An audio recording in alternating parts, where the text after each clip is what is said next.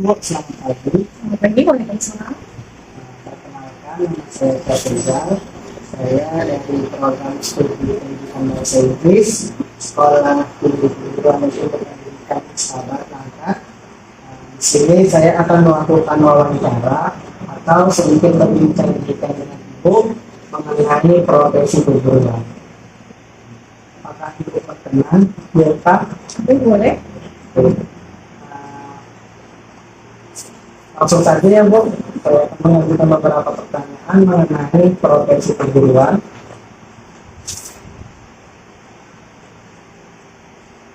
Menurut Ibu, apa itu profesi keguruan? Profesi keguruan itu adalah salah satu profesi atau pekerjaan yang bergerak di bidang pendidikan. Kemudian di situ karena mencakup pendidikan berarti bertanggung jawab terhadap attitude, bertanggung jawab terhadap ilmu pengetahuan yang nanti diharapkan peserta didiknya bisa keluar dari keguruan itu menjadi manusia ataupun orang yang berakhlak dan orang yang berpendidikan. Ibu, sebagai seorang guru, seperti apakah Ibu memaknai kode etik guru? Kode etik guru itu adalah aturan, norma, ataupun peraturan yang harus dipegang teguh oleh seorang guru. Bahkan bukan hanya guru, setiap profesi di dunia ini memiliki kode etik yang tidak boleh dilanggar.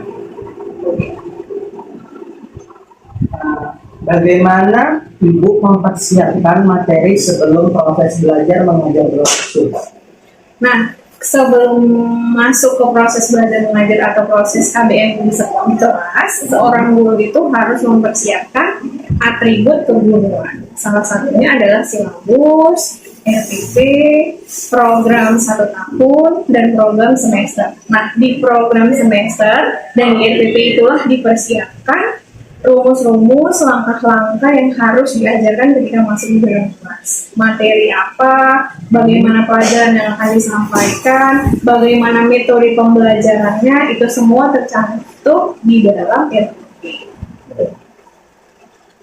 Nah, Bu, bagaimana cara Ibu memahami karakteristik belajar setiap peserta di kelas? Pertama, jadi sebelum masuk di proses belajar mengajar itu ada disebut dengan pendahuluan. Pendahuluan itu adalah mukadimah. Selain baca doa, kita menanyakan kabar siswa, kemudian kita tanya bagaimana perasaan siswa, keadaan siswa. Nah, nanti di situ kita akan tahu apakah siswa itu senang atau siap untuk belajar. Kalau udah senang dan siap untuk belajar, maka kita bisa mengetahui karakter dari seorang siswa dengan rajin atau sering berbicara atau berbincang dengan siswa tersebut. Kemudian baru kita kelompokkan siswa tadi yang karakternya A bareng dengan karakter A, B dan B dan C dan C. Next, Bu. Apakah dalam proses pembelajaran terjadi penyimpangan perilaku peserta didik? Lalu bagaimana cara Ibu mengatasi hal tersebut? Kalau penyimpangan perilaku itu sering, apalagi di kelas yang sebagian besar peserta didiknya adalah anak muda, khususnya di kelas otomotif. Penyimpangan yang sering mereka lakukan adalah yang pertama malas belajar, kedua sering cabut, ketiga melawan guru, keempat ke sekolah bahkan tidak membawa kotak, hanya membawa buku dan pulpen, buku satu untuk semua pelajaran. Bagaimana cara menyikapinya? Pertama kita melakukan pendekatan dulu, karena siswa yang datang ke sekolah ini mempunyai background yang berbeda-beda dari dalam rumah. Mereka datang ke sekolah ini membawa masalah, membawa persoalan yang berbeda-beda dari dalam rumah. Makanya kita harus tahu dulu kenapa harus seperti ini, kenapa abang kayak gini, kenapa abang nggak mau masukin baju, kenapa abang nggak pakai dasi, kenapa abang terlambat, kenapa abang nggak bawa buku. Karena background di rumah itu berbeda-beda. Jadi seorang guru itu nggak boleh langsung ngejudge, abang salah, abang nakal, abang nggak disiplin, nggak boleh seperti itu. Kita tanya dulu, kita melakukan pendekatan, setelah itu baru kita nasihati dengan pelan-pelan.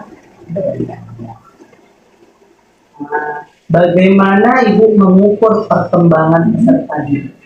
Kalau untuk mengukur perkembangan peserta didik, Karena di sekolah kami yang paling penting itu adalah peningkatan yang nomor satu tujuannya adalah anak memiliki attitude yang baik. Jadi cara mengukurnya dengan kita beri pengarahan, kita beri pembelajaran tentang akhlak atau etika, maka kita akan lihat hasilnya dari perilaku mereka sendiri. Kalau ada perubahan yang tadinya terlambat setelah kita nasihati jadi nggak terlambat, berarti di situ kita mengalami keberhasilan. Tapi kalau masih juga terlambat, ada sesuatu yang salah berarti mungkin metodenya kurang tepat. Kita ganti metode yang lain. Oke, Bu. Bagaimana cara mengetahui tingkat pemahaman peserta didik terhadap materi yang telah diajarkan?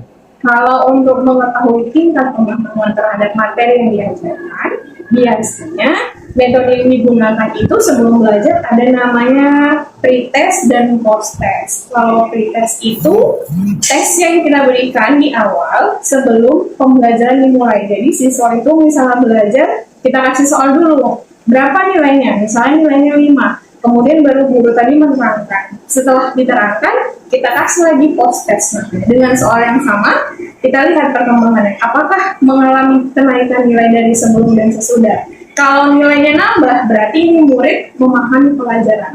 Tapi kalau misalnya nggak nambah, berarti muridnya tidak memahami. Nah, untuk murid yang tidak memahami, bisa kita lakukan remedial atau pemahaman selanjutnya. Nah, baiklah, inilah wawancara dari Bu Dede selaku pakar pendidikan di sekolah ini. Terima kasih Bu atas waktu luangnya dan terima kasih atas informasinya. Terima kasih banyak ya Bu. Ya, sama-sama.